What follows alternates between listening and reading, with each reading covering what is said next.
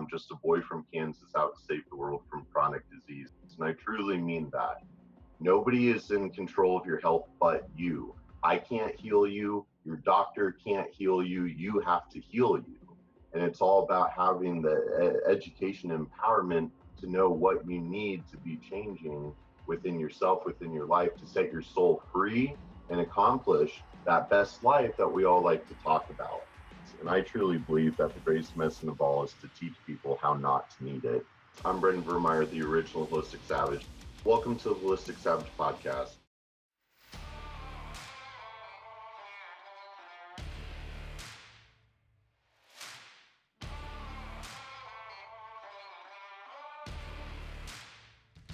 Dr. Jolene Brighton, welcome to the Holistic Savage podcast. Hey there. Thank you so much for having me. And for people who are just joining, I have to say, just joining as in we've been talking for like 20 minutes. And these are always the best interviews when like we know each other. So I think I'm really excited. Are you excited? I think people are in for a treat. I'm always excited. It's such a passion project, and I love doing these podcasts because I just really, my whole thing is teaching people how to empower themselves. And fortunately, I'm connected so many industry experts like yourself and some of our friends. And so it gives me an excuse to have a cool conversation, and certainly we'll share that light and love with the rest of the world. So Dr. Jolene, who, female hormone expert, Beyond the Pill, best-selling book, all about, post-birth control syndrome.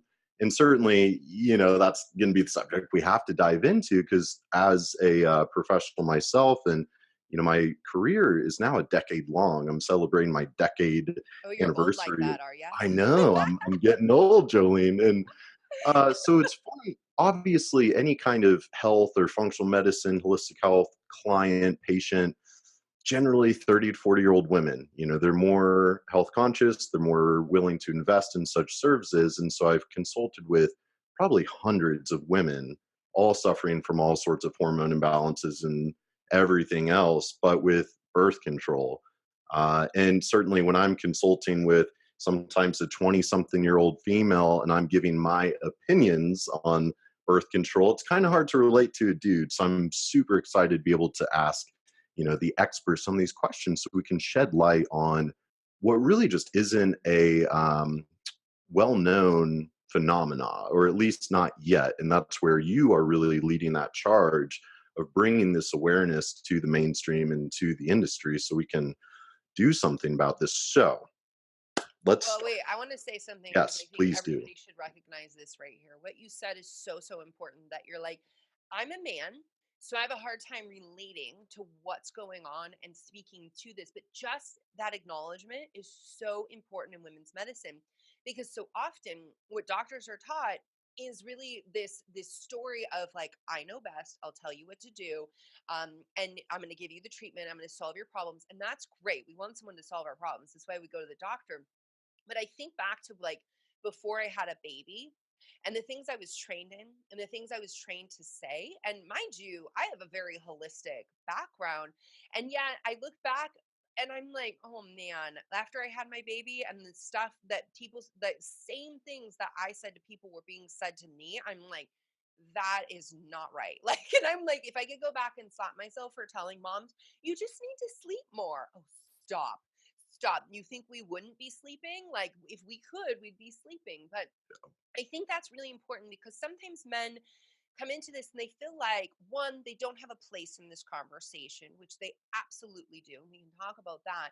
But two is that they feel like maybe they shouldn't even talk about it, because like we might step on a woman's right, or we might be misunderstood. And really, birth control, yes, it's a women's health issue, but it is a societal issue.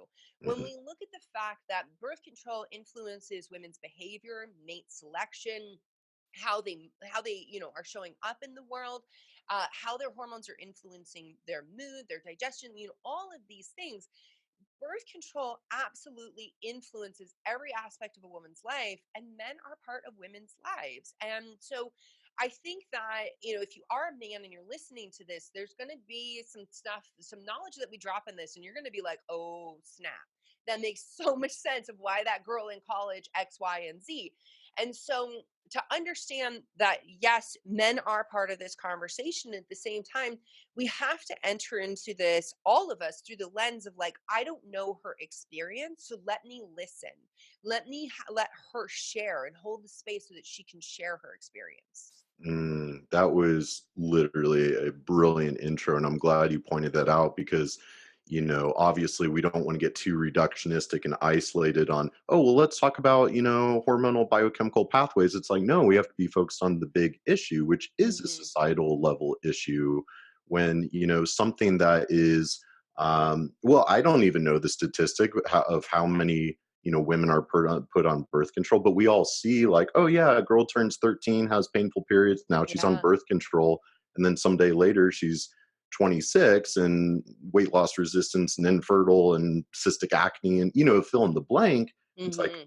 oh, okay, here. So I'd love to hear you Totally. speak about that, of just the like your opinion on how birth control is being distributed, maybe Hmm. starting there.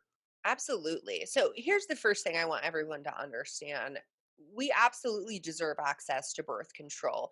And I think people get confused because they're like, how can you talk about the problems with birth control and at the same time advocate for access? And it's like, look, there are problems with prednisone, but I would still advocate for access. There are problems with thyroid medication if it's misused or the type that you're using, yet you still need access to these things. So I think that we get ourselves in trouble with all or nothing thinking. And it happens on both Mhm. sides. So the holistic health community are like, no drugs, all natural, all or nothing. It doesn't really work that way, though. I call it the buffet. Like, I want to step up to the buffet and be like, okay, I got drugs, I got surgery, I got herbs, I've got nutrients, I've got diet, I've got lifestyle. Like, how amazing is that to have the array put in front of you and then to have someone guide you and help you pick and choose what's going to work best for where you're at right now? And in addition to that, I think it's really important that we look at, the fact that women have graduated college at higher rates. We are now CEOs of companies, these historical things that have come into play that are amazing in the women's movement. Part of that is because of birth control, and we do have studies to back that up. But the problem I see is when we pass a woman birth control for every single symptom she has. Like when we treat it like it's the pill for every female ill. And we Mhm. look at the United States alone, we see 11 million women are taking just the pill. So that's just the pill. We've got IUDs, hormonal IUDs, we've got implants, we've got rings, we've got patches. Those are less used than the pill, but together combined, they match the pill. So Mm. a lot of women being put on hormonal contraceptives. And what we've come to understand from the research is that there's really been this evolution where it started with, so in the 1960s, if you were married, society, my goodness, if you were married, you could get access to birth control, because somehow not giving access to birth control would stop people from having sex. That makes no sense. Like, this is where I'm like, I like your idealistic idea, but we have to throw it back to the fact that we're mammals, we're Mhm. humans, like we Mhm. are animals, and what do animals do? They procreate. It's what you're Mhm. designed to do. So don't feel guilty about that. Now, in that though, almost 60% of women are using hormonal birth control for non-pregnancy reasons primarily. So that Mhm. means that, what used to be the let's delay pregnancy space pregnancies in the 60s became, really through the 90s, and lots of pharmaceutical advertising can be traced back to this as well, became, if you have PMS, take birth control. If you have PMDD, take birth control. If you have PCOS, we'll regulate your period with birth control. If you have acne, birth control. You're experiencing hair loss? Try birth control. And yet there's a lot of problems in all of this. So as you talk about that young teenage gal, so you start your period, it's not always going to be clockwork regular. Your brain and your ovaries are figuring out how to dance. That's the analogy I use. And anyone who has taken any form of dancing knows you're going to trip up. You're going to trip up. You're going to have some moments where you don't get it right. It's a learning process. And there has been research by Dr. Geraldine Pryor demonstrating that it may take 10 years for the ovarian brain communication to mature. So that's the Mhm. maturation cycle, which makes sense, right? Because the brain isn't really done maturing until our mid 20s. So if you're getting your period 13, 14, 15, then, a decade later, well, that's when your nervous system has gone through its maturation process. Let's remember that the menstrual cycle is orchestrated via the brain. So if you take hormonal birth control to shut down your reproductive system in your menstrual cycle, that is working via your brain. So let that sink in, everyone, because so often we are told there are no causation studies, 100% accurate, no causation studies on birth control causing depression, birth control causing Mhm. anxiety, birth control causing panic attacks. Yet women have been lining up stating these side effects for decades now, generations even. And we have to recognize there is something going on at the brain level, because that's Mhm. exactly where hormonal birth control works. And that is where we are rich in receptors for our hormones. Now, with that teenage girl, you come in with birth control to say, I'm going to fix your period. For people who are listening to this, you're missing all the air quotes and the snarky little faces I'm making. So you Too want to bad. go YouTube. And in that, though, you're disrupting that maturation cycle, which is something that I hypothesize may be part of the post birth control syndrome fallout when women say to me in their 30s and 40s, I feel like I'm a teenager again, because of my skin, because of my moods, because of my symptoms.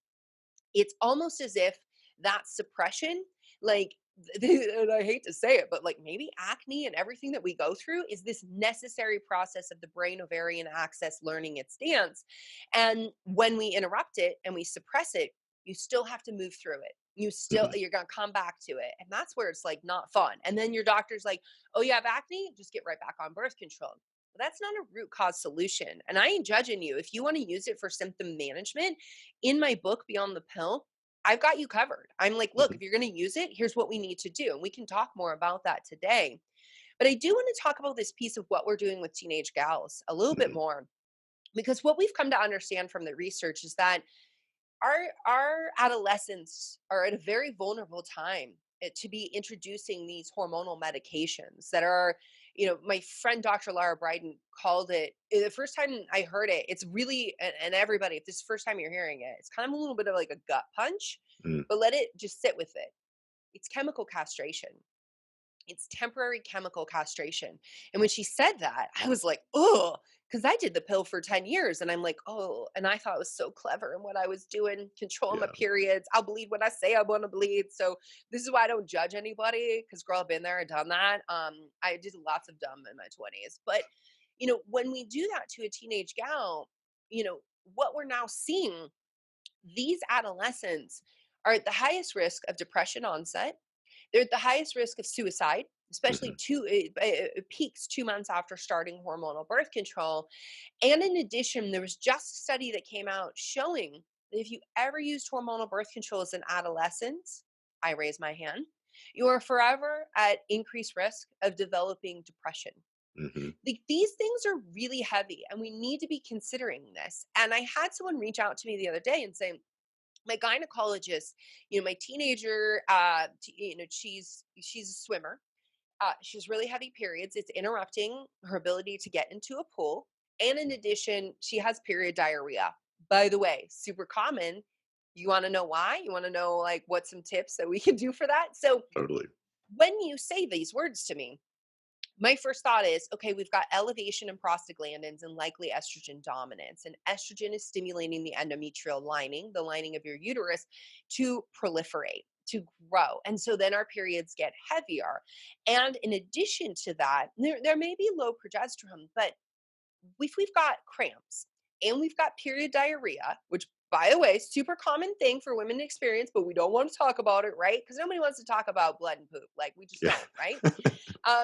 But that's my life. I'm Yeah. like, I Yeah. work with women and then I have a 6-year-old boy. So it is just like poop and blood and like all the talks all the time. Yep. Now, there are these hormone like substances called prostaglandins. They're awesome at helping your uterus contract to get that lining out, also to help you get a baby out when it's time. But when they are super potent by way of being made via omega 6 fatty acids, they can cause horrific cramps and they will cause your bowels to contract as well, which is leading to that period diarrhea. So when you say that to me, I'm like, wow, what you likely need is a shift in your diet to more omega-3 fatty acids to reduce the omega-6 fatty acids. What teenager doesn't need to reduce omega-6 fatty acids? Says the gal who thought crumb donuts were an acceptable lunchtime meal at 14. And in addition to that, we likely need magnesium. And as we shift to healthier fats in our diet, we're going to get more vitamin E. These things will help you in lowering those prostaglandins, making them a little weaker. They still do their job, but they're not like, overly ambitious and causing these contractions. And yet, what would hormonal birth control do?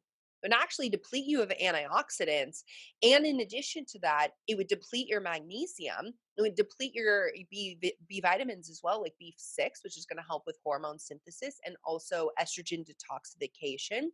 And the other thing is that as women, we actually need natural estrogen to be able to take our plant-based omega-3 precursors and get them into EPA and DHA, which is what we get directly from fish oil. So if you're on hormonal birth control, this is where I advocate for fish oil, using krill oil, cod liver oil, sustainable. This is very important. Sustainable harvesting is very important to me. Mhm. But in addition, making sure that they're screened for heavy metals, things along those lines.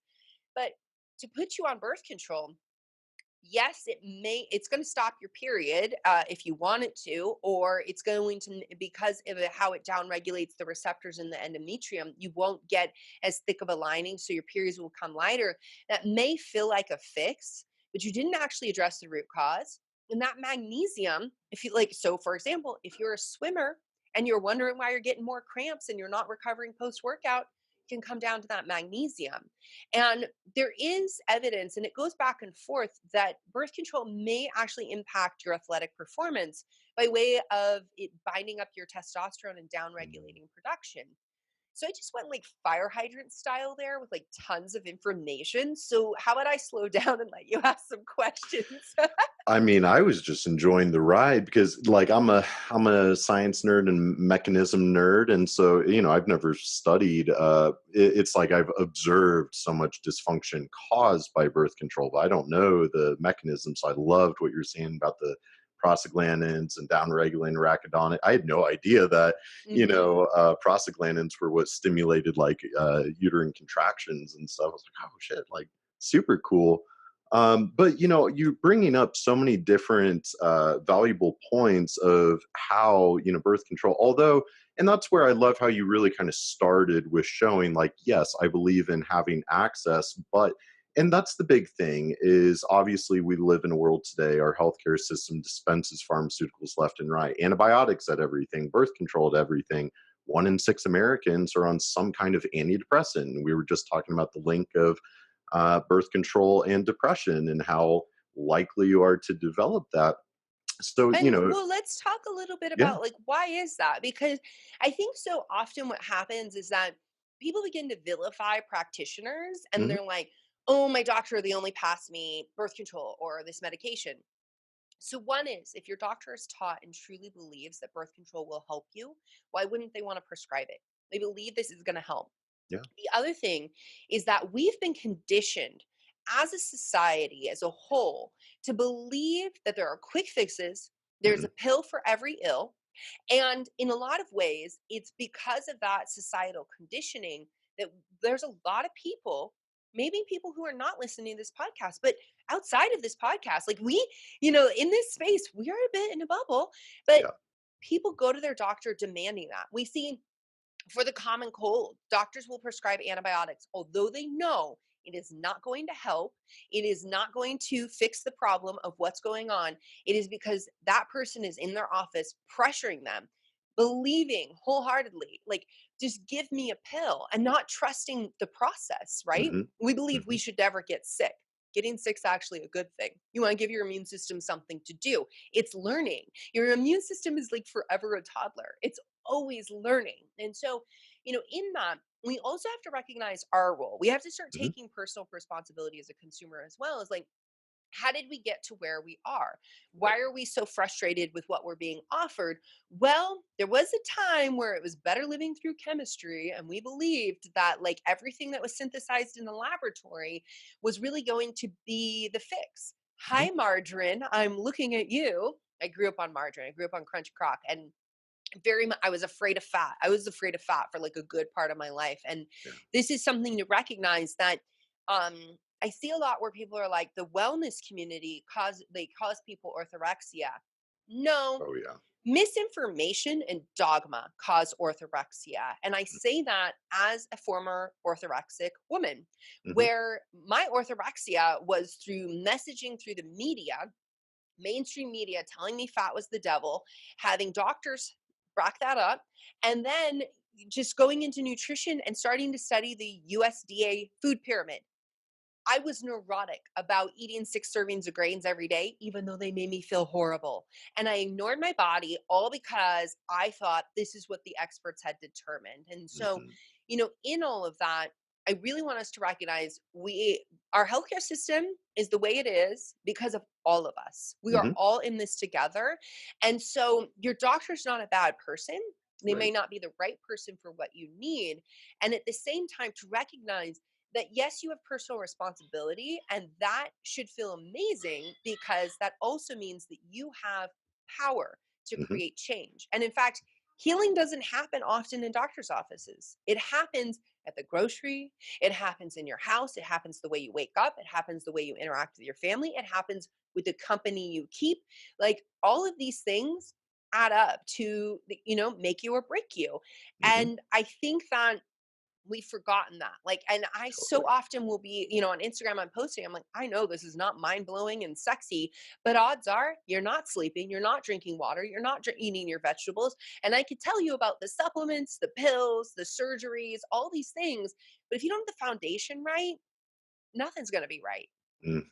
Exactly. I harp on that constantly, and that's where, we live in a very kind of disorienting world and a lot of projection of ego. And I always talk about how, the road to self understanding and self acceptance and self unconditional love. It's a road of unlearning. We have to unlearn everything that we've been domesticated to and conditioned, to believe. And so that's where like for example, I can't stand when it kind of becomes this conversation of conventional versus functional. I'm like, no, no, no, no, that's the wrong way to look Totally. at I'm right that, there with you you. know? Hmm. I call it the sandwich shop versus the ice cream shop. And if you go to the sandwich shop and you're asking for ice cream, y'all are going to get really really frustrated with each other because they don't serve ice cream, and ice cream's what you want. And this is what happens when people are like, you're talking about functional medicine, you're talking about naturopathic medicine. I took that to my conventionally minded doctor and I was like, why can't you give this to me? Because that's not how they're trained. You need to go to the ice cream shop. You get ice cream when you need the sandwich, circle back. They got you. And that's the thing that I think it goes both ways, where we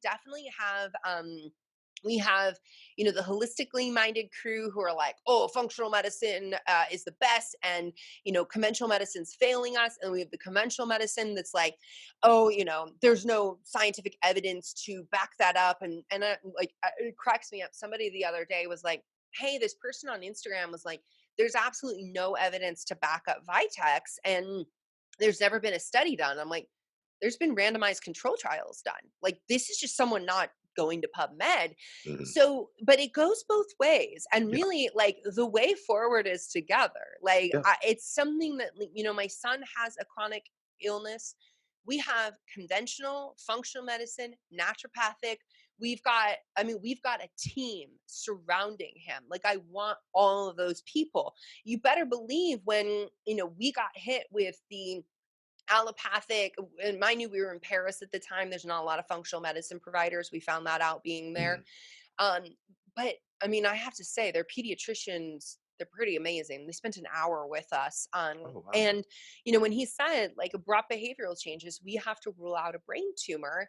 Um, that was almost a year ago. I was so grateful for the neurologist who could get us in with an MRI, who could interpret all of that for us, who could talk us through all of that. And people were there were some people who were like, I don't understand. You're a natural doctor. Why would you even do that? And like, again, it's the buffet. Like, and Mhm. you can't know what's best for that person in that situation until you explore your options. And so that's something I really appreciate about you. That's the only company I keep these days. If people are really rigid in their mindset, that just everybody listening, if somebody's really rigid in their mindset, that's going to break you down eventually. But in addition to that, like when people, I mean, when people are like, oh, I hate medical doctors. I mean, some of my best friends are medical doctors. And people are like, oh, I would never take a pharmaceutical, and judging people for that. I'm like, I take Nature Throid every day. I have Hashimoto's. When it was Mhm. discovered, my thyroid wasn't doing its job. Like, I'm super grateful for that. And, anybody who's really dogmatic in that way, I just don't keep that company, because we're trying to make change in this world. And the way we do it is together. And this division and this separation and this building, building platforms, communities, audiences on hate, like that's easy. Yeah. Triggering people's hate, getting people to hate on each other, that is fish in a barrel, easy old story. I want to be part of a new story that brings people together with, and yeah, maybe people are going to be like, she's a total hippie, but brings people together with love, with this Yes. concept that what's true for me might not be true for you. And I can respect your decisions, knowing I'm not walking in your shoes, and you can respect my decisions. And that there are no wrong answers when you're making the best decision for yourself. There is no place for judging one another on all of this. And if I'm not for you or they're not for you, you just walk away and you acknowledge that. You don't have to come at them and hate on them. And because they say something that conflicts with what you're saying, that doesn't mean that like that's an insult to you directly. They Mhm. probably, like, especially in the age of social media, like they probably don't even know you and know about any of that. And so that's something that I really see is problematic of why we haven't had the change that we need in medicine. And women are out there, and that's who I primarily work with. They're begging for it. And Mhm. because of not getting the true informed consent and the screening exams, some of them are even dying because of it. And we really can't afford to lose another woman because she didn't get a true informed consent, because she was dismissed when she went to the ER thinking she was having a heart attack. And that, the things I'm talking about right now, the research acknowledges this. The research is well aware that women die of higher rates than men from heart attacks because they're more likely to be dismissed. The research acknowledges that when doctors, before they even go in the room, if there is a F on that chart, it says female, they've kind of made up their mind a bit. There's this medical gender bias that they're going to step into that room and be like, it's likely in her head. She's probably just stressed out. It's a throwback to hysteria. And as Mhm. much as we think that we've evolved in medicine past that, there's still a generation of doctors where hysteria, and they're practicing, where hysteria was kind of still part of that paradigm. So I love to collect old school medical textbooks, and I have one from 1956. That's not that old school. That still has, it's an endocrinology book, and it still has hysteria listed in there. So we Mm. have to recognize that, as much as we might come across a doctor who graduated like 2 years ago and they're so woke, or you're listening to these podcasts, and you've got these woke doctors. There are still lots of doctors, and it's very insidious, who have this idea about women, about hysteria, about it being in our head. And there's, I mean, so much so that like prominent medical schools are changing their curriculum because they're like, this is problematic. Women are least likely compared to their male counterparts to receive adequate pain care and have their pain taken seriously. Ask any Mm. woman with endometriosis, how long did it take to get the diagnosis and actually get someone to help you? Ask a woman with polycystic ovarian syndrome, how Mhm. many doctors? On average, it's a couple years and Yeah. several doctors they have to go through before they get their diagnosis. This isn't because we don't have the technology. It isn't because doctors don't have the skill. It's because we're not listening and we're Mm. not taking women seriously. And that's really, if we can't listen to one another and hold space for that, what hope do we have to change medicine in that way?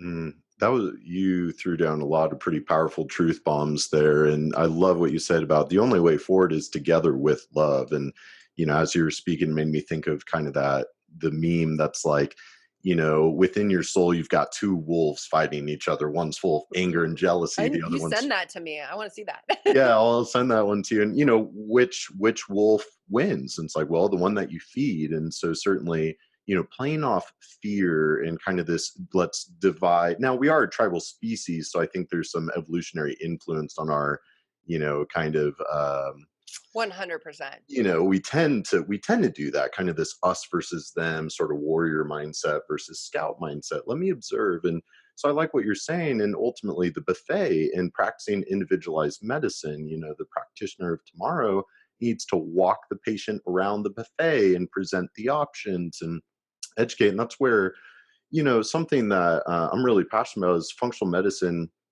I'm worried about it turning into a luxury service, just very expensive. And, we're not in a place with our society and world where we can really afford for it to be a luxury. So that's where I love the people like you created a book, and a book cost what, like $30 at the most, Right now and on sale on Amazon. boom, right. It's like, here's this book that you can empower and educate yourself, and it's a low price point that could easily guide somebody from, wherever they're at, lost and dark to light again, because we Well, have to be and the way reaching I people. wrote the book is I really designed it so it's like, okay, you could get this book at 14, troubleshoot and use it. 24, troubleshoot and use it. 34, 64, you still have a liver, you still have a gut, you still have adrenals and thyroid. And so, I didn't write it so it's just like, oh, it's just for everyone, but I wrote it so that it was a manual you could keep going back to. And in that, I wrote it so that you can understand what you can do personally. But like my, chapter 4, which is all about solving common period problems and hormonal issues, I talk you through, okay, this is your problem. This is what it might be. This is what you can do about it right now while you wait for that doctor's appointment. Here's what to talk to your doctor about. And here's the labs to get so that you can take some personal responsibility, but you can also know how to navigate getting the support you need from your doctor.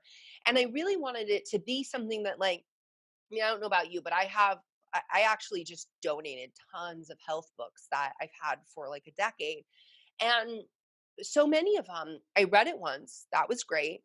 And then I moved on because I really couldn't use it again. And that's something that I'm like, look, if people are going to invest in this book, and I love books, I want this to be something they go back to time and again. It's why it's full of quizzes for your liver detox, quizzes for gut health, quizzes for your hormones, quizzes for your adrenals, quizzes for your thyroid.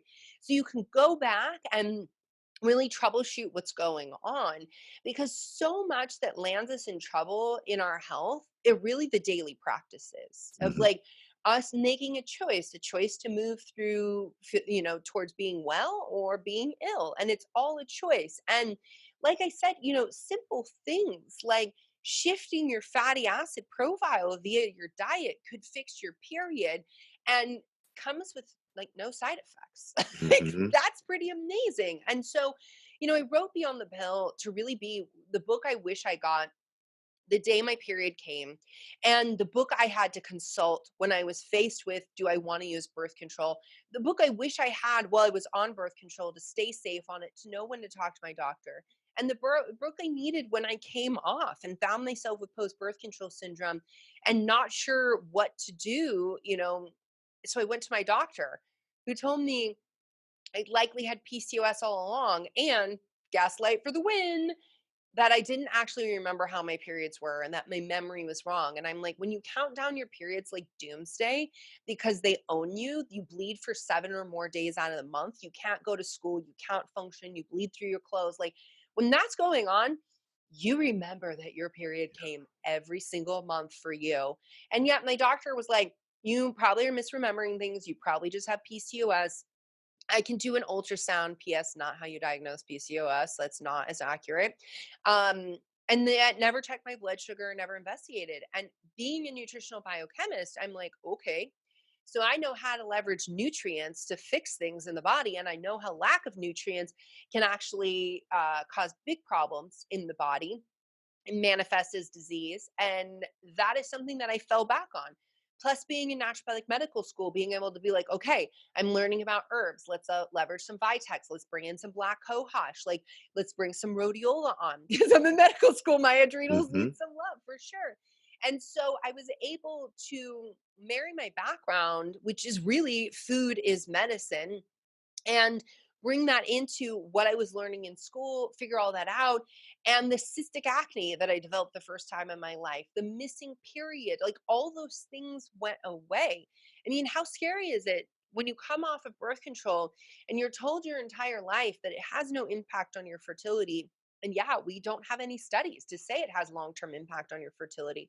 But when I came off, my period went missing. And Mm-hmm. I never wanted a baby until I came off of birth control. And I was like, I might not be able to have a baby. Like, Mm-hmm. what? Now that choice has been taken away from me because I'm not ovulating, I'm not bleeding regularly. So these are really the conversations that are coming up every day in women's lives that, for the most part, medicine's been dismissive of. I mean, we're Mm-hmm. told there's no studies to support that there are long term consequences of hormonal birth control. Right. There are no studies. That is the key point that you need to dial in on. Not that like lack of evidence means that like it's not a possibility. It's just lack of evidence. And Mm-hmm. that's the thing I think most doctors who are out there being like birth control's fine and very flippant, very dismissive of women. That really is the thing I think stings the most, because Mm-hmm. when birth control is not fine for you, when you do have mood symptoms, when you're experiencing post-birth control syndrome, when it is not okay for you, and then you see your doctor, they say, oh, whatever, there's no issues, there's no studies to support what you're saying, or you see it on social media, or you read it on a blog, or you hear another doctor talking about it, it makes you feel bad. You're like, okay, I'm broken. I'm the problem, and I'm crazy because I think it's birth control, but the messaging I'm getting is those symptoms are in your head. What did I say about birth control and how it works? It works via your brain. That Mm-hmm. lives in your head. Mm-hmm. So, with all of that, I think it's just really important that we all wake up to the idea, or to the truth, that women are being dismissed Mm-hmm. based on lack of evidence, but because the evidence just hasn't been pursued. So we actually don't have long-term studies to show what happens when a woman gets her period at 13 and we leave her on birth control until 53. And this Mm-hmm. happens. I've had these patients who have never ovulated on their own. We don't know. And we need to be curious and we Mm-hmm. need to be humble, because what I see so often, so I've been in the health and wellness industry for 22 years now. When people are so rigid or are so dismissive or like there's no evidence, therefore they are generally on the wrong side of history. And this is the thing that I really try to hold myself accountable to. And I will ask myself, like, when I feel that visceral response of wanting to be dismissive of something, this is human nature, by the way. And it takes some like next level check yourself, Mm-hmm. because when I come to that, I'm like, do you want to be on the wrong side of history? Do you want to be on the side of history that was ripping out women's uterus, woman after woman doing hysterectomies?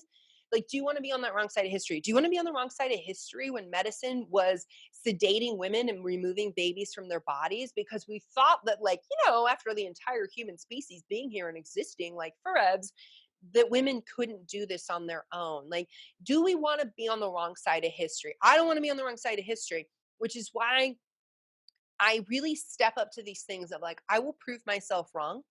There are times where, I have patients and I'm like, I don't know, there is no study on that, but believe what you're saying. And I'm going to investigate and I'm going to help you figure it out. I may never know exactly why this occurred, but are you better? Fantastic. Like, let's keep moving in that.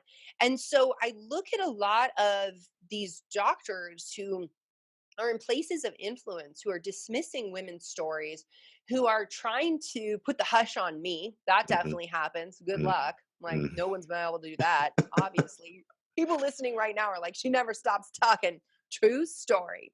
I finally have embraced that. It's something that I used to be like, Yeah. I used to feel really bad about. Like, people would be like, oh, you talk too much. And I'm like, Yeah, I do sometimes. And at the same time, if it's too much, it's just too much for you. But there's Hmm. someone else that's going to be helped by this. But, back to what I was saying before my tangent, it's just to recognize that, you know, whatever you're experiencing, if you decide it's not normal for you, that's truth. And don't let anyone dismiss your story. Hmm. And just because there's lack of evidence, well, let me tell you something how research works. It's very, very expensive to study a woman. We base a lot off of animal studies in a lot of things to get started. One, because of the expense, but two, because there are ethical issues with studying women. And I think this is really important to understand because sometimes, when I'm lecturing to healthcare providers, people will say, well, this is an animal study that you have, and we don't actually have a human study, and I only will change things clinically if it's a human study. And I'm like, okay, except eggs live in my body. That's future human potential there. Messing with that, that's unethical. And Hmm. so we have to recognize that, like, the best we're going to get in some regards are animal studies, because Hmm. it is unethical to study a woman in that way and potentially affect future generations. Like, that's not ethical. And yet, as I say that, I'm having this moment of, like, I'm like, what are we doing with birth control?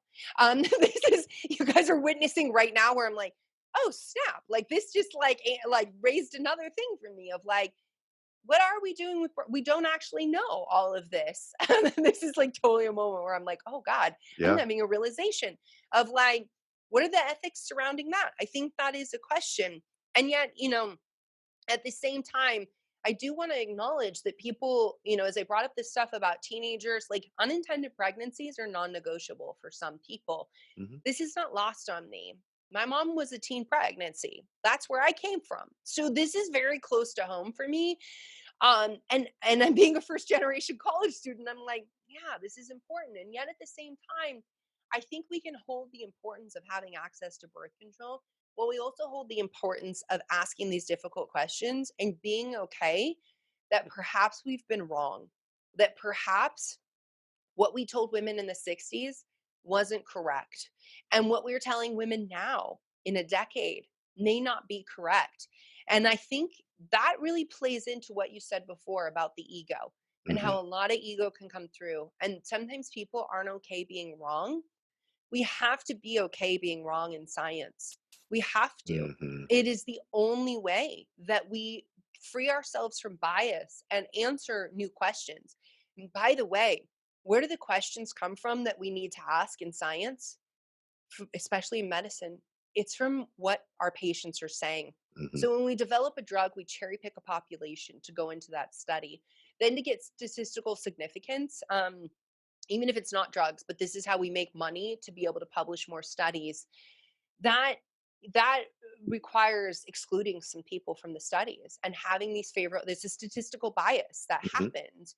And in 2018 and 2019, we've seen a lot coming out in terms of how many scientists have been falsifying data so that they can move up in positions, so that they could keep their funding, so that a drug could pass FDA.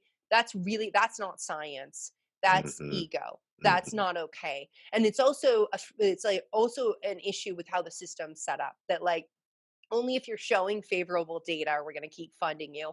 Sometimes it's really helpful when the data is like, yep, nope, shut it down, because then we know, like, Hmm. that's helpful information as well. But for people to understand that, we go through that. So we cherry pick a population, we put them through a funnel in the study, and then we get that statistical significance. And it applies to a narrow range of the population. When do drug trials really start?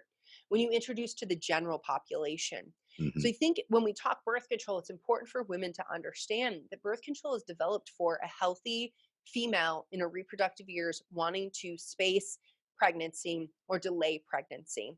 And yet it's being used for all of these conditions. So like polycystic ovarian syndrome may present with acne, and acne sucks, but nobody dies of acne. So we've got time to work on that. And yet she might be past birth control with no discussion of what's going on, only to allow what is inherently a cardiometabolic disease. So we've got insulin dysregulation, we've got inflammation, we've got higher risk for elevated cholesterol, hypertension, so high blood pressure, stroke, heart attack, diabetes, all of these things. that's allowed to progress because we didn't have that conversation with her. Can she use birth control? Sure, she wants to use birth control. There's screening labs we should be doing. Make sure she's staying safe. We can have her eating in a certain way, taking certain nutrients, living a certain lifestyle so that she stays safe while she's on hormonal birth control. But the way birth control is being used now is never really the way it was designed or intended. We're even seeing women being prescribed it for perimenopausal symptoms. I've had women in their 60s come into me on hormonal birth control. And what the doctor has said to them is that when your period stops, we'll stop birth control. I'm Mm, like, that was never a period. That's a medication induced withdrawal bleed. A period follows ovulation. You're not ovulating. Your mhm. brain and ovaries aren't talking. You're giving a medication, taking away a medication, giving a medication, taking away a medication. And so this is really problematic because hormonal birth control, as we advance in age, we also advance the risk of cardiovascular events. We used to think that birth control was good for bone mass. Studies are starting to show it's not. Why? Well, because like you need your natural hormones for that. But in addition, testosterone is a key player. Mhm. Hormonal birth control is a synthetic progestin. So it's like progesterone, what wants to be progesterone, but it'll never be progesterone. And I kind of want to get earrings. I think one of progesterone and one of progestin. And so I can just be Yeah, like, look, they ain't the same. You they're can see different. that. Yeah, Yeah. yeah, I like that. That would be cool. Yeah. Made by Molecules. It's a company that does jewelry. Ooh. They sent me an oxytocin necklace. So I'm like, maybe I'll Oh, do that because I'm such a freaking nerd. I just outed myself. totally. Things that make me It's excited. fine. But it's synthetic estrogen, synthetic progestin. Progestin doesn't give the same benefits as progesterone. There's no testosterone in that. Testosterone is our wake up, kick ass, repeat hormone. At least that's what I call it. Because when testosterone goes low, we are not feeling joy in our life. We are feeling usually depressed. We are crying over everything, which is super lame because as women, we always get labeled as overly emotional. Newsflash, humans are supposed to have emotions. Those are normal things. It's part of the human experience. It's why Mhm. we're here. And this like dogmatic, like, shut it down. I'm like, this is from a gal who very much embraced her masculine for a very long time and was like, I didn't smile for like a period of my teenage years. And I also was like, no one's ever going to see me cry. Then my son got sick and I'm like, everybody's seeing me cry now. But the other thing with testosterone is it helps with bone mass, Mhm. cardiovascular health, and brain health. So we haven't answered the question: what happens when you take birth control and it downregulates testosterone production from the ovaries by as much as 50%? Then it causes genetic alterations in the liver so that it expresses more sex hormone binding globulin, which Mm, is a protective mechanism. This is your body. It's like, girl, I got your back because all of these hormones are not good. The pill alone is a high enough dose of hormones that you take it orally. You digest some of it makes it in the large bowel, which is why there's a whole chapter on gut health and why it messes with your microbiome. But when it gets absorbed, the liver then takes a crack at it and is like, I'm gonna detox this. That's my job. mhm. And yet it's still enough to get through and shut down brain ovarian communication. So for women listening, a question I get all the time is, well, my doctor said I'm on a low dose. hmm Relatively speaking, to the doses that we started with that actually killed women because they were so high, we had clots, issues like that. And we actually saw that the first movement of feminists and birth control was against birth control because Mhm. of what was happening to women. That's a part of history that often gets left out is women fought against the birth control that was being offered because of what it was doing. It was killing women, it was making them incredibly emotional, hijacking their life. One of the major reasons why women ditch birth control, like when they start it and in the trials, is because of mood alterations. So, Mhm. isn't that interesting? Clinically, doctors are like, there's not enough evidence. Yeah, there it is in the package insert. That's what always cracks me up when people are like, where are you getting this information from? I'm like, package insert. Pharmaceutical company told you. It's right Yeah. there. So, I think it's really important for women to understand that this alteration in the genetics of your liver expressing more sex hormone binding globulin, sometimes you'll hear people say, body betraying you. Believe me, when you go through Beyond the Pill, you will not believe that story ever again. Your body's not betraying you. It is increasing sex hormone binding globulin to gobble up these hormones because too much of a good thing is just too much. Hmm. And yet, when it does that, it grabs onto your testosterone as well. So, bye bye, libido. Hmm. This also impacts muscle mass. So, testosterone is important for muscles. This is not only athletic performance, this is not only like how well you're doing in your Pilates class, but it also comes down to like what's up with your pelvic floor. And are we so women who start birth control the younger they start, more issues of what gets called sexual dysfunction. I hate that terminology because I really think it's sexual physiological adaptation Mm. that's happening. And so in that, this is something that can lend itself to issues with orgasms, issues with sex, pain with sex. And then also, if we don't have that pelvic floor muscles, like, not only is it like important so we don't pee ourselves, every mom is going to be like, I hear that. I took my son to this big trampoline place, and I was like jumping on trampolines, and I was like, oh my God, if this is like not the test of your pelvic floor strength, like, I don't Right. know I don't what know is. what is. I was jumping and I was like, this is something my 20-something-year-old self took for granted. Right. I did Right. not have issues. If anybody's like, what's she Okay. saying? I did not have issues. These are the nerdy things I think about. But I think it's just really important for us to understand that, well, testosterone can lead to acne, hair loss, hair growth on our chin, chest, abdomen. These are problems. You do still need testosterone. And there's this myth that testosterone is a man hormone and estrogen is a woman's hormone. Guess what? Estrogen, progesterone, testosterone, all sex hormones in all sexes. Okay. Hmm. It's across the board. It's just the ratios that are different. It's just the ratios that are different. But we need all of these hormones. And when we are working with our body, we actually come to recognize that our hormones give us superpowers. And this is something I shout about all day, every day, because for 10 years I was on the pill thinking my hormones were how my body messed with me, betrayed me. It was like the curse of being a woman. This is, where did this come from? Not from my own head. This came from messaging that I chose to accept. Of Hmm. course, it was a little bit subconscious because, like, well, when you're 10 hearing that stuff.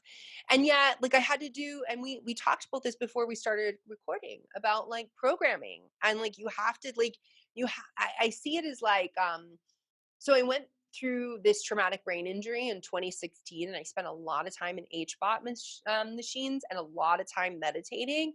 And I'm someone that, like, when shit hits the fan and when you are in this bad place, I'm like, what's the opportunity here? Like, problems are always an opportunity for creative solutions and for some growth.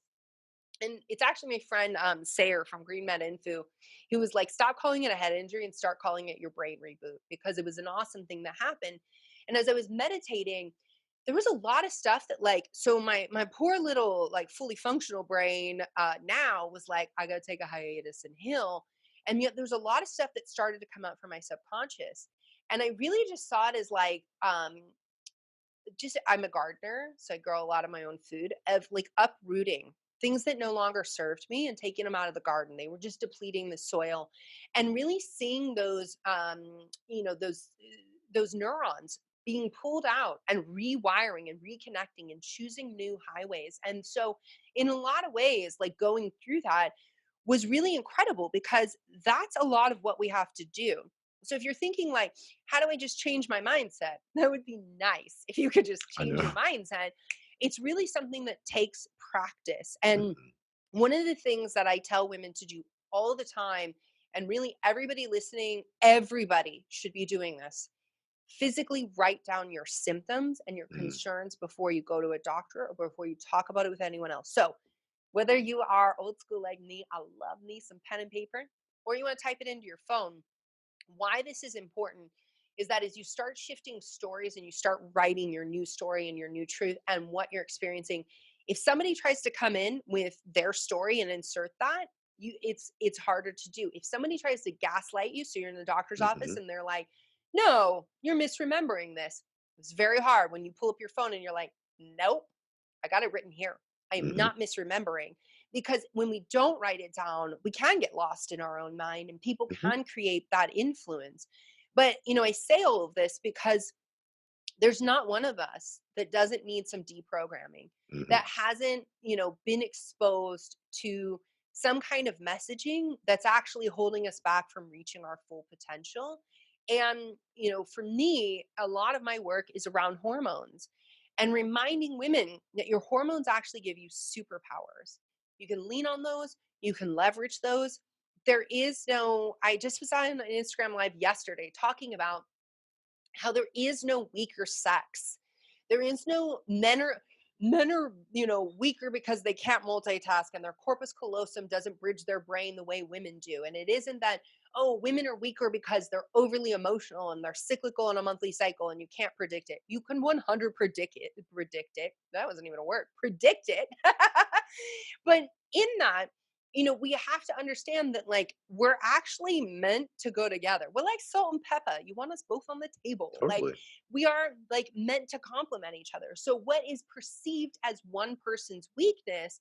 So let's go back. I love that you brought up the tribal stuff. So let's go back to like tribal living, because Let's like do it. I wish we evolved a little bit more. No, I don't. It's fun being an animal. Yeah. There's so many like when things happen and you're like, oh, that's just my primal self coming out. Totally. Okay, so men, hunters, right? For the Hmm. most part. That's why men do really well on keto. And that is why men can fast and like men can do these things that women try to attempt and they're like, I don't feel right on this. Some women can totally do keto, by the way, and some women can totally fast. Like, I'm not saying that they can't. Yeah. But when you look at that, men actually went out 4 days, didn't eat, go, kill an animal, start eating. Like that's when we get access to things. Women are in the camp multitasking everything. How much food do we have? When do we have to send them out for the hunt? Like, how much, of X, Y, and Z do we have? Is everybody warm? Is everybody taken care of? Like, they helped hold the tribe together, and because of the way that their brain is structured and functions, they can multitask better.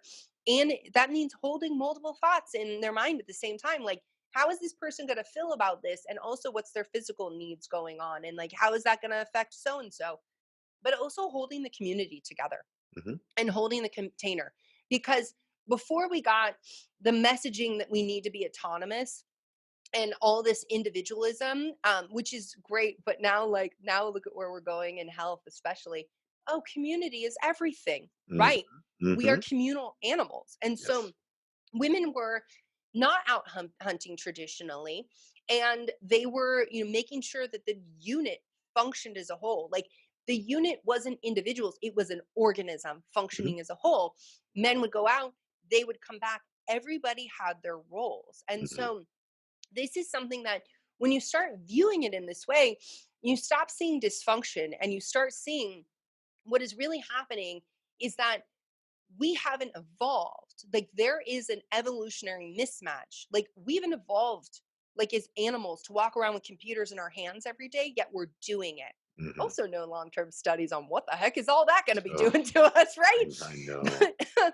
But in all of that, I think about something like, the MAO gene. So for people who are listening, this is really an enzyme. This is how we clear our catecholamines. And yet some people have these alterations and they don't clear catecholamines. This is me. That means if I get really stressed out, um I was at IFM, there was a water slide, lots of water slides, and there was one that was just like a drop, a shoot. And my friend's like, let's do it, let's do it. And I'm like, if I do that before getting on a plane, I'm not sleeping when I get home. I'm not going to be fun on that plane. Like, I can't clear my catecholamines in the same way. If I get angry, now part of this is I grew up in a big Mexican family. So if I get angry and we I am gonna be loud, I'm gonna be angry, I'm gonna be really animated. Um, and yet it's gonna take me some time to move through that. So I know jump squats, move your body, like in all of that. I could get the messaging from society that like you're just overly anxious and you are too volatile and like you just need to calm down and like I'm broken. Yet I recognize that with my genetics, had we been in a tribe and somebody came to attack our tribe, Hmm. my genes means that I wouldn't stop until they completely retreated or they were all dead. Hmm. My genetics keeps the tribe safe. in this modern day and age, I'm not chasing people down, and I'm sure as hell not like fighting and doing things like that. So I have to look at like, what does my primal self need? How do I have to adapt and give it what it needs? You're somebody who is like, when I get stressed, I grind my teeth, I clench my jaw. Right. Because what do you want to do primally? You want to bite something. Yeah. Give yourself a carrot, bite it. Like, Yeah. there's ways to start to adapt to this. And are you a Game of Thrones fan? Yeah. Yeah. So I love Game of Thrones. I actually took off my Game of Thrones sweatshirt right before this. Oh, And good. I know I should have just wore it. Instead, I have my moons, my Yeah, moons. yeah. So in that, the Night King comes and they have to fight all night. And Winterfell is going to fall, right? Who survives? I could guarantee, and I'm sorry, spoiler, everyone who survives has an MAO defect because they can go on catecholamines, can't stop, won't stop, Mhm. and they're gonna be like, glycogen, got you. Break it down for my muscles, break it down for my liver. Fat, we're gonna oxidize you. Let's start using you for fuel. And they are the ones who can battle for 24 hours and hold it down Mhm. against all odds and not stop, not only for their own survival, but for everyone's survival. That I'm like, when I was watching that episode, I was like, oh, they can't clear catecholamines. And what are catecholamines? Epinephrine, norepinephrine. And for women to understand that if you don't drink water, you don't sleep, you're skipping meals, your adrenal glands can kick out panic button. Okay. They hit that panic button. It may be cortisol, but it's also going to be epinephrine, norepinephrine. Mhm. And when epi and norepi hit our system, it's a very good thing for like, let's get blood flow going, let's get some calories broken down to like useful, like energy. And yet, when they hit the brain, and you are not in a place where you're going to fight or you're going to flight, you may freeze, but those catecholamines, they cause your brain to freak out Mhm. because this is the evolutionary mismatch. I don't see a threat, I don't smell a threat, I can't hear a threat. Again, hi, we're animals. Some people hate it when I say that, and I'm saying it a lot in this podcast. But in all of that, your brain is like, I'm getting panic signals that we're going to die and I can't see the threat. So I don't Yeah. even know what to do. Let's Mhm. freak out even more. You know what that Mhm. is? That's anxiety leading to a panic attack. And I'm Mhm. not saying it's so simple of like, just do jump squats or just run around. But for a lot of people, that can really help. And that's where, some people are like, I start to get anxious and I can't deep breathe. I'm like, can you run a 15-second sprint? Because I guarantee you will deep breathe if you do that. Like, are there other ways we can get around that? And that's often when I'll tell people, yes, passion flower can help. Yes, GABA can help, like a liposomal GABA. You can take those things, but don't expect that to be the end all be all. Take those things, move your body. Take Mhm. those things, deep breathing. Like, you need to bring in the other practices. Maybe you listen to binaural beats as well. Mhm. I love those. Or sound bath works for people as well. But you have to find a way to, the passion flower, the GABA, the L-theanine, it can help disrupt the physiology, but you also have to disrupt your pattern as well, right? So where are those neurons going? Neurons. So for everyone listening, um, are you in Southern California? I'm in Kansas City. Oh yeah. So I just think Southern California freeways are really poorly designed in some places, Yeah. and that can be your neurons. Yeah, So, yeah.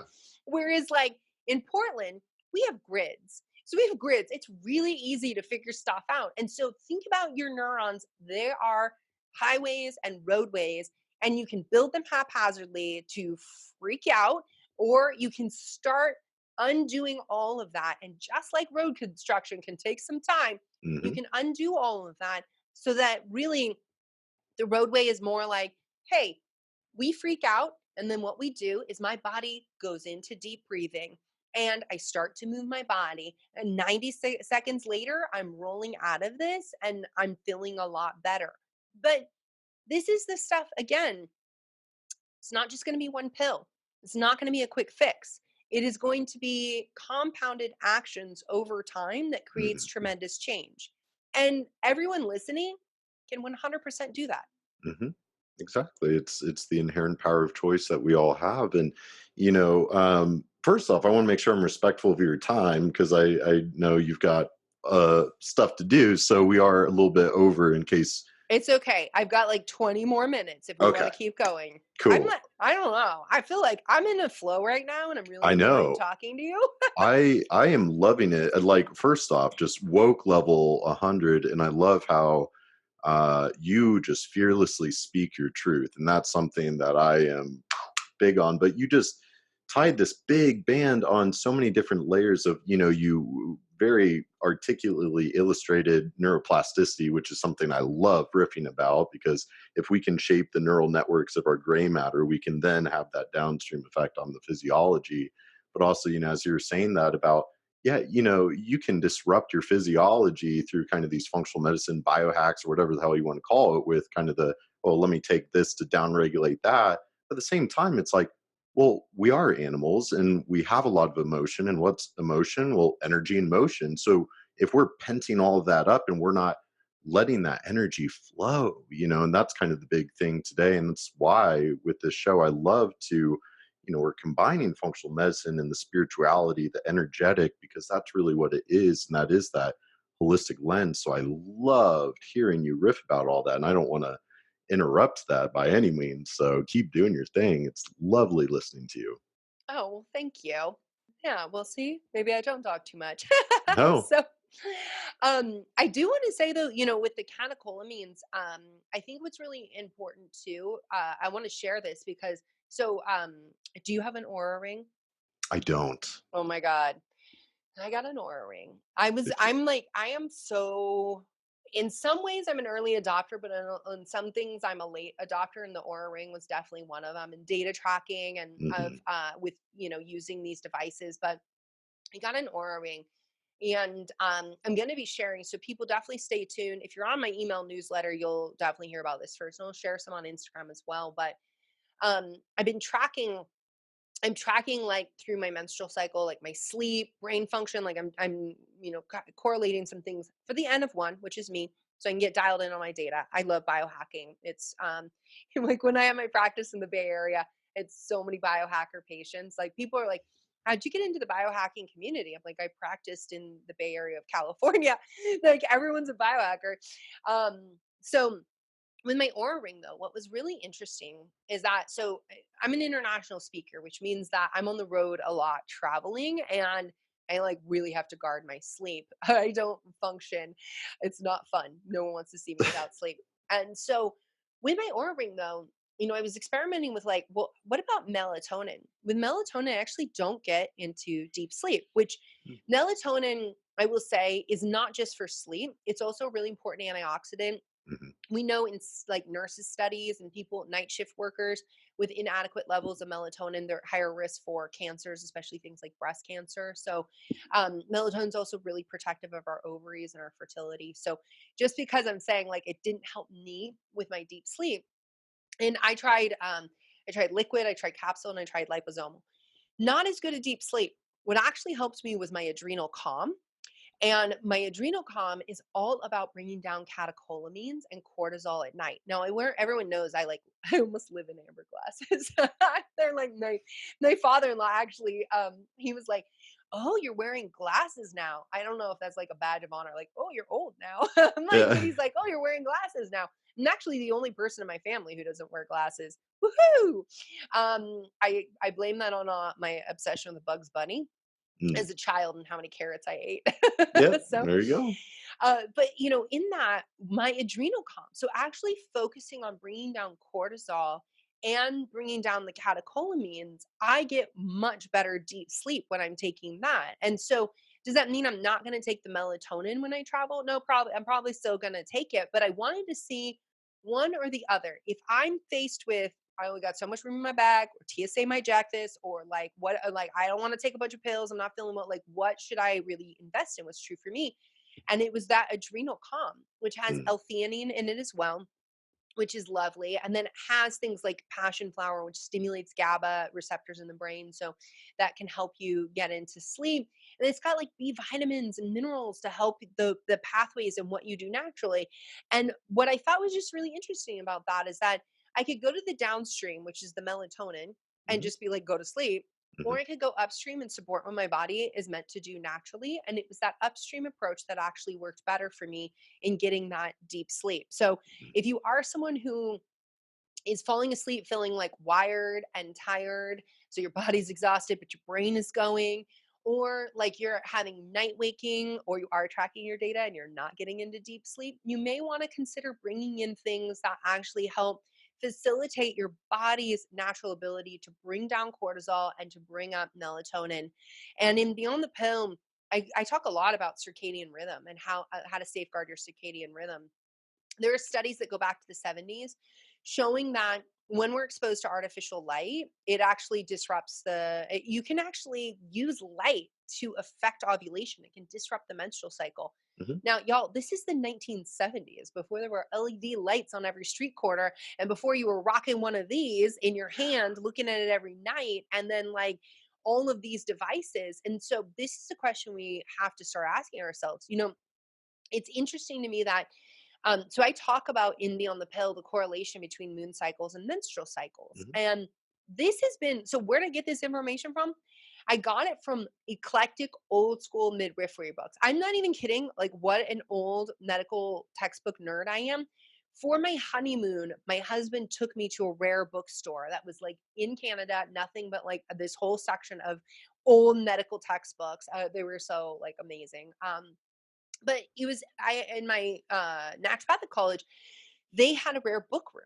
So I went in and I'm like, whoa, all these midwives, like the OG women's medicine practitioners, who eventually got called witches and then burnt, and we lost some of that. That was lame. Shame on you, medicine, for that. But in that, they were making this observation of like women who menstruate or ovulate with the full moon or the new moon cycle. Now, there are lots of women in my practice who are synced up in this same way. I hear a lot of this online, and yet there's even a prominent period app company that puts out information saying no, women do not sync their cycles with the moon. And I'm like, okay, firstly, I want to see data of what you're saying. Are they on birth control? Because then you Hmm. bleed whenever, and that's a good portion of women are on birth control. I mean, if you look at like who's using these apps, it's probably around the 100 million women who are taking hormonal birth control in the world are probably on these apps. Hmm. The other thing is, where do they live? Are they living in a city where they're exposed to light all the time and they never get exposed to natural light cycles? What are they how are they safeguarding their circadian rhythm? Are they exposing themselves to light? Are they night shift workers? Are they looking at their computer, and do they wake up in Hmm. the middle of the night and then pull out Instagram and they're like, let me just scroll my feed for a bit? Are they waking up in the morning and exposing themselves to natural light, or are they doing the screen rise, a new phenomenon? You also need data on this, where you roll over and you look at your phone first thing in the morning. That's not good for your health. I'm just going to say it's in my book. I'm like, that can't be good for your mental health to like first thing let somebody else insert their agenda into your day. You have to own first thing in the morning. Like that is your time to set the tone for the day, to own your day. But in all of this, there's people who are dismissive. And this like kills me because there are women who are like, no, but this is true for me. And yet they're like, oh, there's no studies. You guys are making this all up. I'm like, yeah, Hmm. centuries making shit up, guys. Can we just stop with that? And yet there's a lot more to it. And I think that the people who are dismissing the moon cycles are not understanding that like this comes down to light and how that is impacting how our brain is communicating to all of our glands. We know our organs. Hi, Chinese medicine. Good job, guys. Forever, you've been saying organs are on these clocks, organs have their circadian rhythm. Turns out now science is starting to validate that. Like, we are starting to understand, like, the pancreas doesn't produce digestive enzymes like it does during the day after 8 p.m. Oh, wow. So maybe there is something to this intermittent fasting thing. And maybe this is why some people have SIBO and they can't get rid of it because they're eating at like 9 or 10 o'clock at night. And so this is the thing that I think that whenever we see like, okay, there are thousands upon thousands of women sharing a universal story who have never met each other. And then there's this one source of data that dismisses all of that. To me, it doesn't have as much weight. And it actually opens up, I'm glad to have it because it opens up so many more questions. Like, So what if you live in the country versus whether you live in a city? The other thing is women's cycles syncing together. Now, this is something that I personally experienced when my mom and dad split, got a divorce, and then eventually my cousins moved in. Suddenly, there's no pads and tampons in the house at the same time. It didn't start Mhm. out that way, and over time it did. We all ended up on the same cycle. That's an anecdotal, that's my personal evidence of this. Mhm. Women have described this forever. Now, this actual this period app collected data. They presented this study and said this is not a thing because some women who live together actually end up on different cycles. And I'm like, and there's wisdom in that. So here's the thing, we don't all bleed on the same cycle. Tribally speaking, do you want all these women menstruating at the same time? That would be a Mhm. really bad idea. Why? Mhm. Menstruation is an internal time. We are supposed to slow down. We are shedding our endometrium. That's arguably an organ. That's a big deal. So you Mhm. should rest. Back tribally speaking, they also believe this is a time when the veil between like the spirit worlds, the guides, the ancestors, God, whatever you want to call it, and that women were thin.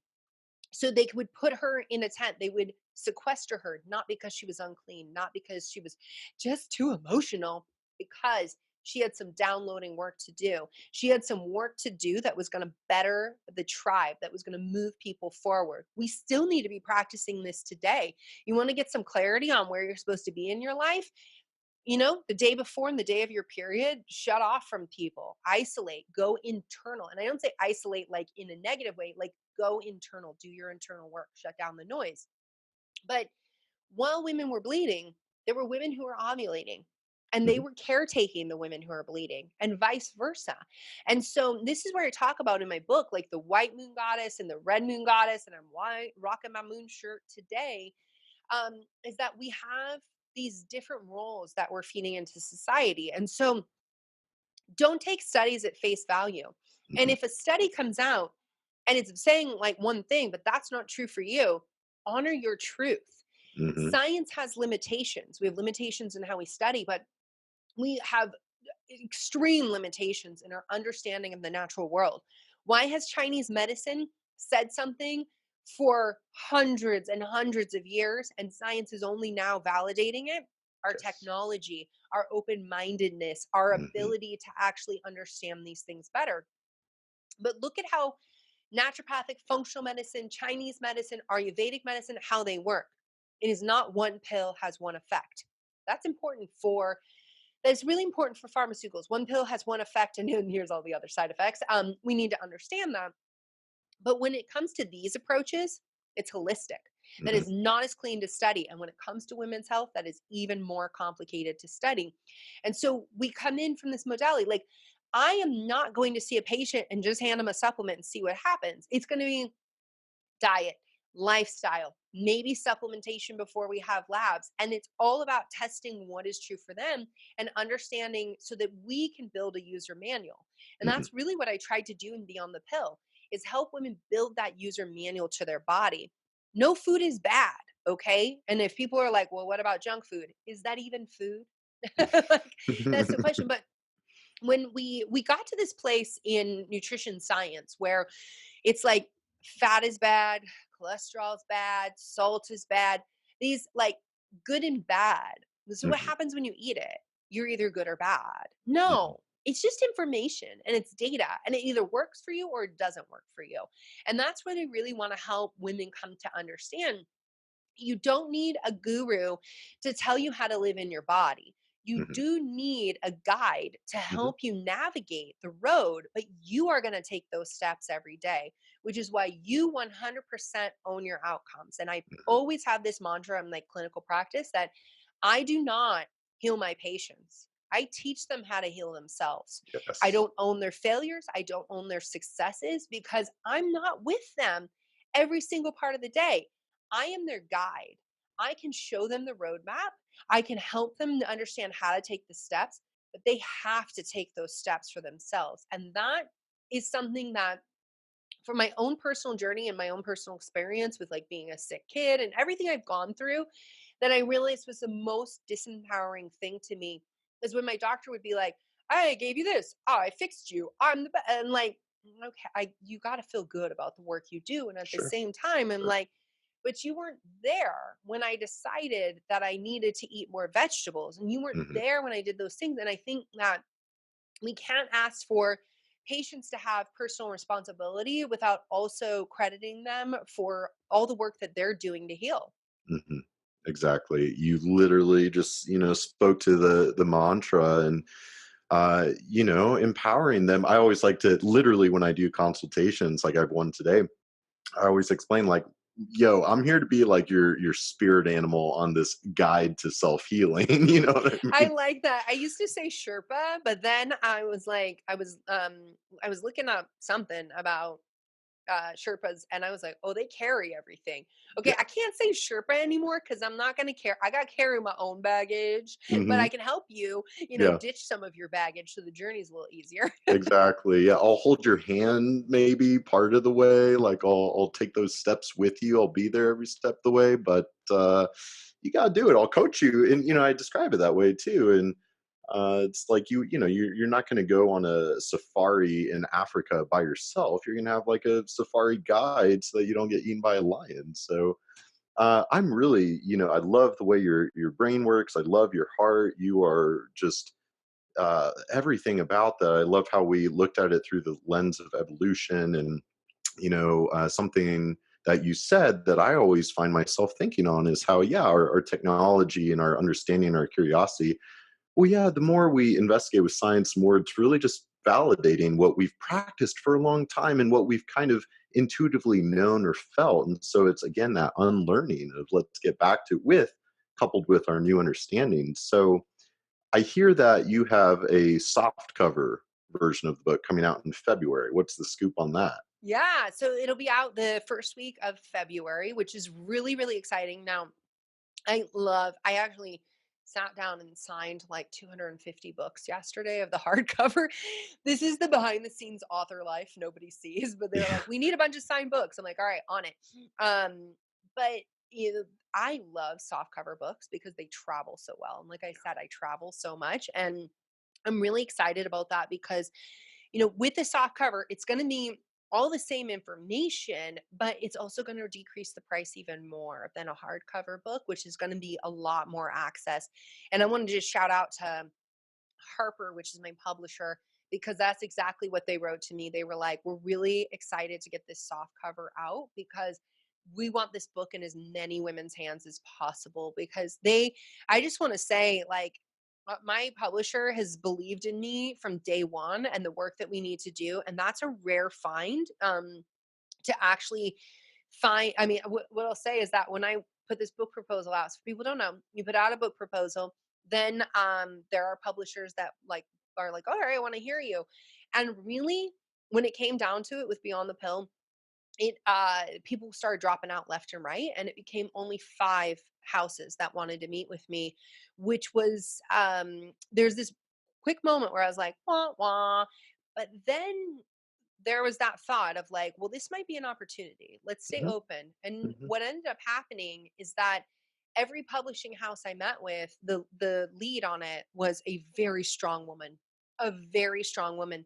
And the people who had said, we actually don't want this meeting and we don't think this is going to be a great book for women, they were all men who said, birth control really isn't an issue and women don't really want to learn about birth control. And so it all worked out just the way it should. And mhm. so in February, the book will come out, and it'll be the soft cover version, everything that's in it. You can get it right now on Audible. You can get it on, well, like any audio version. They even have CDs of it, which I was like, oh, that's novel. Yeah. I don't even have a CD I was player. gonna say I don't either. I know. And so right now it's the hardcover, but in February will be the soft cover, which means that we'll see a price reduction. And the name of the game is like, let's get this out even more. And then Mhm. really exciting is that it is going to be published in a lot of different languages coming up soon. So through Wow. 2020 and into 2021, watch out, Europe taking over. And I really want to see it get translated into Spanish. Like that's something I'd Yeah. really like to see, but the demand has to be there. So if anybody is like wanting to put the demand out there, definitely do that. Because I would just love to see this book get in as many women's hands as possible. And I have to say, it blew my mind when Beyond the Pill came out. So I was in Paris. Not only people who were with me in that journey know that my son developed an autoimmune condition of his brain that leads to neuropsychiatric issues. We were in Paris. We had to be there for 3 months. The book came out while I was still in Paris. So that meant like doing all the things, big bang with the book, like wouldn't happen. A lot of like, so you write a book and then people don't tell you you have to also market a book. Hmm. And you're like, oh, well, how am I going to do that? My audience and the number of women who showed up for me, I mean, because of them, and this is the thing, I wrote the book, but it's the women who raised their hand and said, I want change, who bought the book, who shared the book, who are creating the change. We are not going to change women's medicine because of me. We're going to Hmm. change women's medicine because of women demanding better, from patients going in and talking to their doctor and being more educated and empowered in that discussion. And to see Beyond the Pill pop up in Japan, the Philippines, Colombia, some countries I had to Google because I was like, where is that? Like, I don't even know. I'm not Yeah. very good with geography. I'm going to own that. But yeah, I mean, just to see Beyond the Pill went international, Yeah. like within weeks of it coming out, and just seeing like, I mean, women who were buying the book, like buying like a dozen books and shipping them to other countries because they couldn't get it yet. So when the book came out in January, people in other countries had to wait until February to get the Mm. book. So there was a delay there. And there were women in the US. I don't even know if I'm supposed to share this, but they were shipping books. They were buying books and shipping them to other countries so that their family members, their friends, that women they cared about, women who are buying books and donating them to domestic abuse shelters, so women's Mm. shelters, putting them in their gynecologist's office, gifting them the gynecologist. Do you know how many gynecologists I've heard from? This is why when people bag on medical doctors, I'm like, dude, they gave up so much of their life in the name of service and to help you. And don't lose hope, because I have had gynecologists who've been practicing 15 years, 25 years, write me and say, I am changing my entire practice based on what I'm learning in this book. I'm going to do better for my patients. They want to do better. They need the education. That's why I'm out there lecturing and speaking at so many places to support doctors getting access to this education, because they do want to do better. Mhm. And, you know, at my first book signing, shout out to Abby Epstein and Ricky Lake. I just want to say, like, I watched Ricky Lake when I was like 13. Um, Oh, that's I'm not dissing her when I say that, but I watched her. Like I would come home from like I would go to a friend's house and we'd be like, watch Ricky Lake. And for her and Abby Epstein to offer to host my first book signing when I was at IHS in New York, I was like, I gotta get back. I gotta get my continuing medical education, keep my license up because I've been in Paris. And they hosted my first book signing, and there were so many gynecologists in New York that showed up and were like, I love your work. I'm now like, there was a gynecologist who's like, I am now actually taking this nutrition course at Cornell. I'm doing this, I'm doing that. I'm changing things because I want to help and serve my patients. Like, that's the kind of stuff that, like, you only write a book because you can't not write the book. You're like, I have Mhm. to write the book. And yet, you know, you like, just to see the way it's impacted women's lives and how it's influenced on the level of practitioners and on patients and mothers who are like, I gifted this one like really got me. I want to Mm. kind of tear up. This mom, she got the book for herself and then she was like, no, I need to gift this. I need to give this to my 19-year-old daughter. And then what she found is that her 19-year-old daughter was reading to her 16-year-old daughter from my book every night, and they were sharing that information. And so that is something that, like, to see generations of women in the same household being able to write a new story of what it is to be a woman and feel empowered to make the best decision for themselves, like, that is what gets me out of bed in the morning. That is like everything. That was beautiful. That really, and congratulations so much on everything you're doing, and we all need you to keep doing it. So, Well, thanks. protect your energy so Oh, that you for can sure. keep doing what you're doing. Or a ring on lock, going I to sleep. know, totally, totally. It's been so amazing to hear your wealth of wisdom, and I love how it's such this holistic, evolutionary, broad. I mean, you're touching on all aspects of the psychology, the spiritual, the medical, all tied together, and you really are making a dramatic impact. And so, certainly, we will be sharing all of this. So but it's really just remarkable. And again, this is, you really are living this mission, which is exactly why I was like, I got to get you on this podcast. So thank you so much for joining me, sharing your light and love. And certainly I'm sure your lecture will go wonderfully at A4M, and I'm sure we'll get to run into each other a few times this coming year. For um, sure. We all hang out in yeah, the same conferences, right?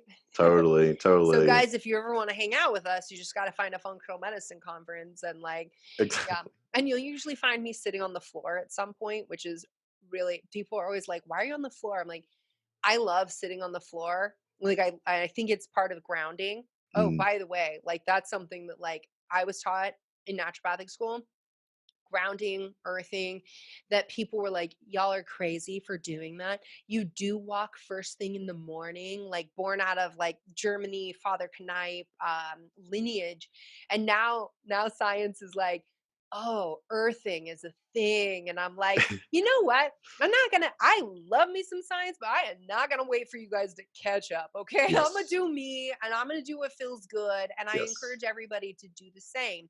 Like, do what serves you best and Mhm. crowd out the noise because you live in your body. You Yes. know what's true for you. So thanks so much for having me. This was such a great discussion. I really, really, I knew this was going to be good. Yeah. When we were hanging out at A&P, and I was like, oh yeah, I really want to do that podcast. And when you wrote in, and my assistant was like, you are really booked. I'm like, nope, I want this one. It's going to be good. Oh, Like I just know the conversation is going to be good.